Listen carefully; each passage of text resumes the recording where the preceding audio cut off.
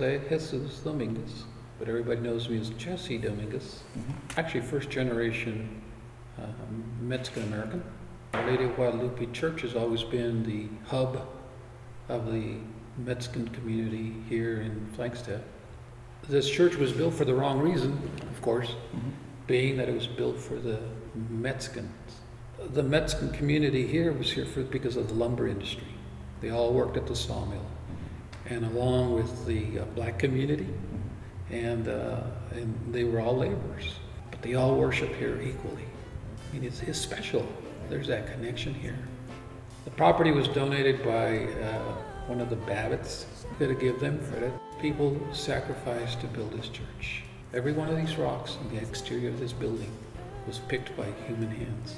And then it was put together by human hands. If you looked at the stained glass windows, they're all donated by somebody or a family. There is water underneath this building, and they have pumps running down there. So they pump the water out to the green grass, and then it goes back. It's just recycling the water. But the old timers built this building, and they put big rocks underneath it. And so the water flows in, and the water flows out. Built in 1926, and here we are in 2012, still sitting in the middle of it. Looks pretty good to me. The Virgen and Our Lady of Guadalupe has always been our patron mother. She's like our mother. She takes care of us. Nobody wants these kids called Mexicanos, okay? They're Hispanos. And she says, come here. She listens to us. People say, you're crazy, you're nuts. I said, no, that's what we believe. There's cultural things that can't be changed. And I think that's one of the things that this church protects. This one's already been built by our ancestors, by our parents, by our grandparents, by whomever was here way before we were. You know, they had a dream of leaving something for their grandkids and their descendants, and they did a good job. The same time always. My name is Mike Cromer, and I graduated from Flagstaff High School in 1959, went from first grade through 12th grade here in Flagstaff, and then I spent my whole career starting in December of 1966 until I retired in 2000, July of 2000, at South Beaver School. And my name is Sarah Cromer. I came to NAU. It was ASC then because I had a John C. Lincoln scholarship and it paid my whole way.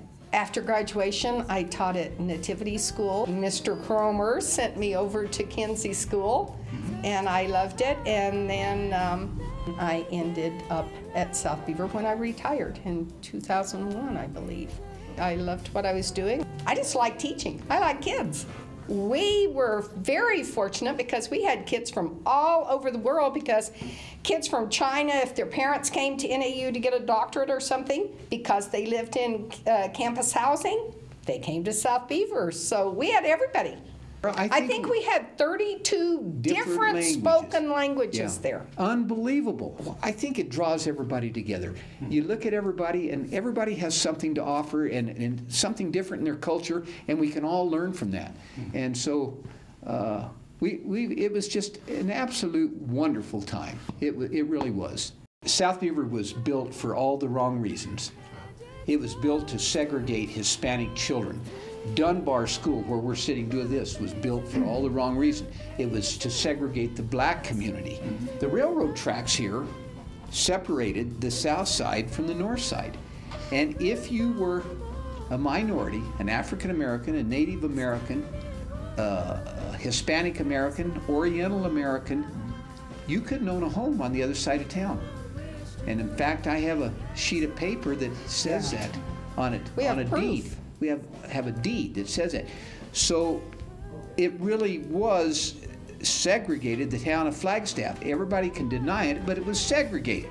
I just think that if everybody could have attended South Beaver School, they'd have been better people. Better world. It'd have been a better world.